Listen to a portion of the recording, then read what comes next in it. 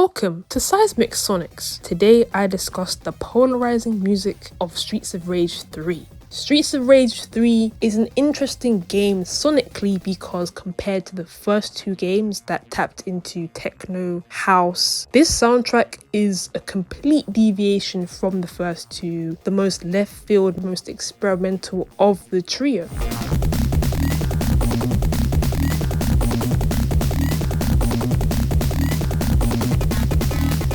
Understandably, it did get flack when it first dropped because of the music. Honestly, the first two in the trilogy, although it was impressive, a video game in 16-bit form to include club music, they certainly did lift from a lot of popular songs during that time period and didn't really give these artists credit. Sure, they mentioned them here and there, but in that sense, it was not unique what they were doing because that was the music you heard during that time. Maybe it was unique to Japanese video game enthusiasts. Again, I don't praise them for doing this at all, but I will say that the programming that they did for this is unbelievably tight. Despite that though, what can't be denied was that the music for this game was certainly ahead of its time, especially in the world of 16-bit video game music.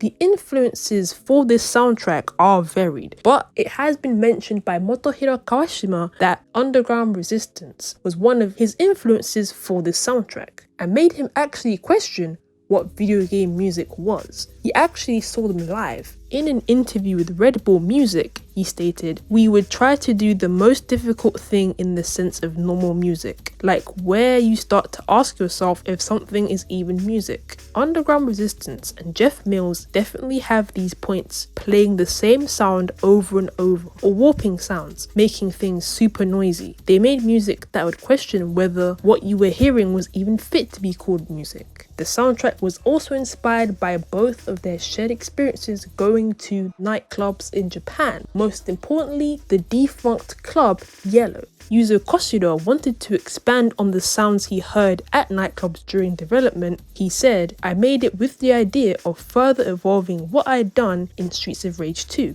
I'm certain that the types of music they heard at these nightclubs were techno, acid house, eurodance, gabber, hardcore, all these other elements, and that is, of course, showcased within this soundtrack." The soundtrack is composed by Yuzo Koshiro and Motohiro Kawashima. Kawashima actually did contribute a few songs for Streets of Rage 2, most notably Expander, so he's not foreign to this.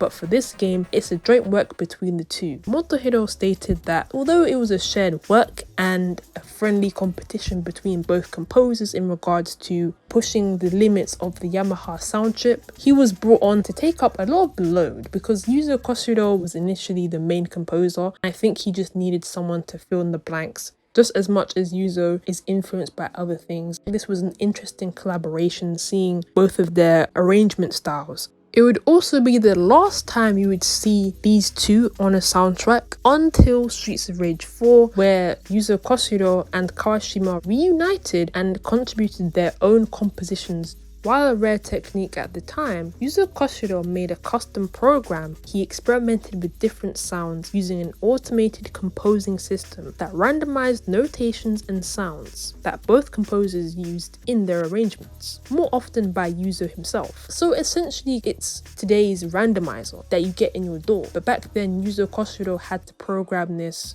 The fact that they were able to do that back then with finite resources and in 16-bit form always shocks me.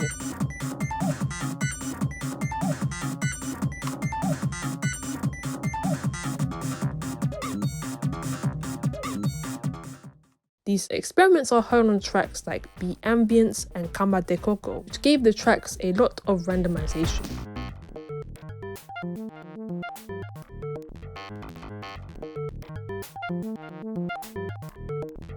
Yuzo is going for a technical, calculated, cold, industrial, yet experimental sound, whereas Kawashima, although he did use the automated composing system, he went beyond that, added some melodies, added some variation to the soundtrack.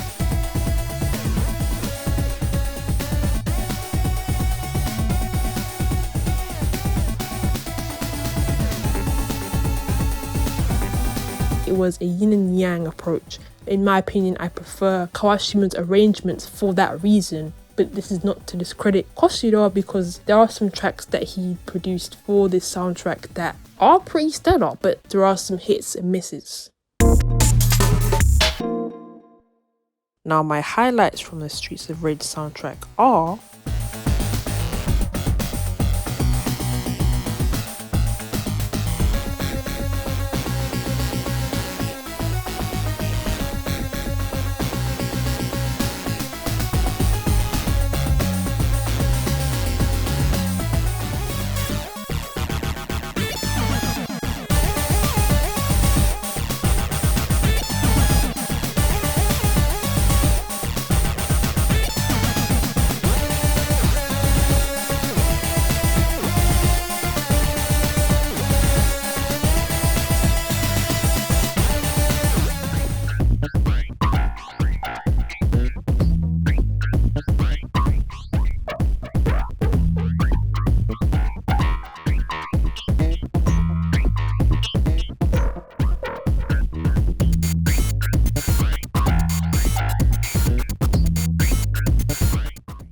and here are my honourable mentions.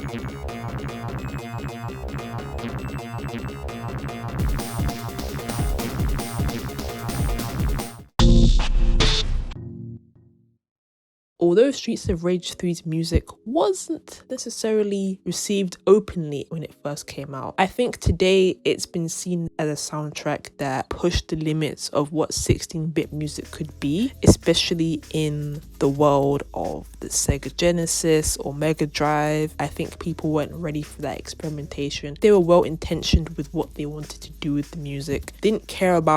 Yuzo didn't care about what people thought. It was essentially one of his little experiments in which Sega gave them the floor. And I can understand why it's polarizing, because hearing that kind of music coming off of Streets of Rage 2, I wanted to discuss this because despite how polarizing the soundtrack is, it's such an impressive feat for 16-bit music. As I say, taking the techno sound and seeing how that can be applied with such musical limitations.